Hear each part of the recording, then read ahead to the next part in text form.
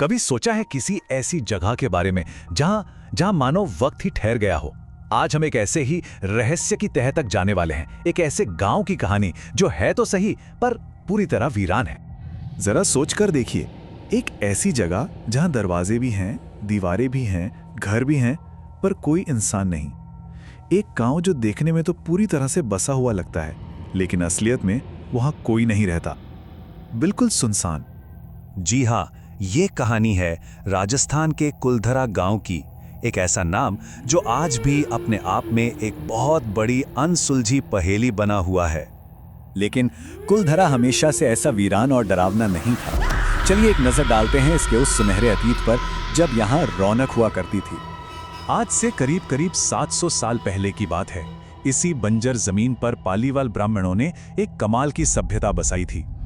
ये लोग सिर्फ ज्ञानी पंडित ही नहीं थे, बल्कि उस जमाने के हिसाब से बहुत ही एडवांस्ड, बहुत बुद्धिमान और कमाल के कारोबारी भी थे। अरे उनकी सोच कितनी आगे थी, इसका अंदाजा इसी बात से लगाया जा सकता है कि उनके गांव में पक्के मकान थे, पानी की निकासी का एक बेहतरीन सिस्टम था और खेती बाड़ी से लेकर व्यापार तक सब कुछ एकदम जोरों पर था। मतलब उस जमाने के हिसाब से एक सुपर मॉडर्न और खुशहाल गांव। और फिर आई वो एक रात, एक ऐसी काली रात जिसने सब कुछ हमेशा के लिए बदल कर रख दिया। एक ऐसी रात जिसकी सुबह कुलधरा के लिए फिर कभी नहीं हुई। कहा जाता है कि बस एक ही रात में, सिर्फ एक रात में 84 गांव के हजारों लोग रातों रात न जाने कहां चले गए।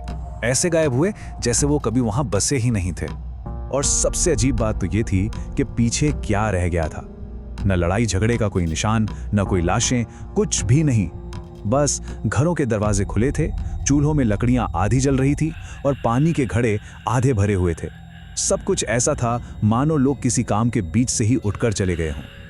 तो सवाल वही है, आखिर इतने सारे लोग एक साथ गए तो गए कहां? इस सवाल का जवाब हमें मिलता है एक लोक कथा में। एक ऐसी कहानी जिसमें जुल्म है, सम्मान है और है एक बहुत ही भयानक श्राप। लोक कथाओं के मुताबिक इस पूरी तबाही की जड़ था उस रियासत का दीवान सालम सिंह। कहते हैं कि उसकी बुरी नजर गांव के मुखिया की बेटी पर पड़ गई थी। सालम सिंह ने गांव वालों को धमकी दी कि या तो वो लड़की उसे सौंप दें या फिर वो पूरे गांव को तबाह कर देगा। अब पालीवाल ब्राह्मणों के सामने एक बहुत मुश्किल फैसला था, अपनी बेटी की इज्जत या अपनी सदियों पुरानी जमीन। उन्होंने अपनी इज्जत को चुना। लेकिन वो चुपचाप नहीं गए। गांव छोड़ते छोड़ते उन्होंने कुलधरा को एक श्राप दे दिया।